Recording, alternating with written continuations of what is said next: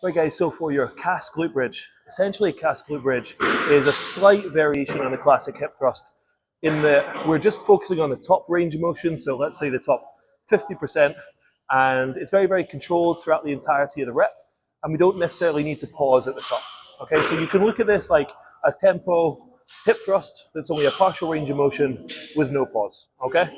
And there's a lot of different iterations you'll find online, but this is how I would prefer you to do it.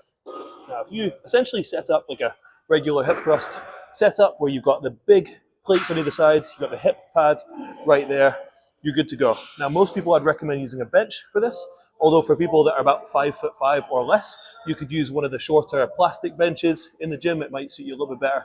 But for me, this is about perfect. So I'll go ahead and dive in. Set up like a normal hip thrust, and then I'll roll this onto my hips, bring my feet in, elbows up, push down, and just walk the bar into position, okay? Now from here, I want to make sure that I've got a right angle of the knee.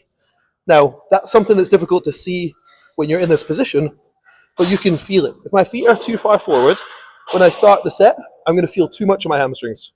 If my feet are too close to me and I start the set, I'm going to feel it too much in my quads. So a nice happy medium is a good physical cue. You've got your feet in the right place. And over time, it'll become natural. So hands on the bar. I'm going to keep my chin tucked into my chest right here. Now from there, I've got a good grip. Notice my elbows are free from the bench. They do not need to be on the bench. And I'm just going to contract my glutes slowly under control in the top 50% of the range of motion. Not necessarily pausing at the top, just squeezing, coming straight back down, and never exiting this short range of motion here. Now it's difficult because as you fatigue, you're going to be tempted to rush the reps, and you're going to be tempted to potentially relax at the bottom and maybe come down too deep.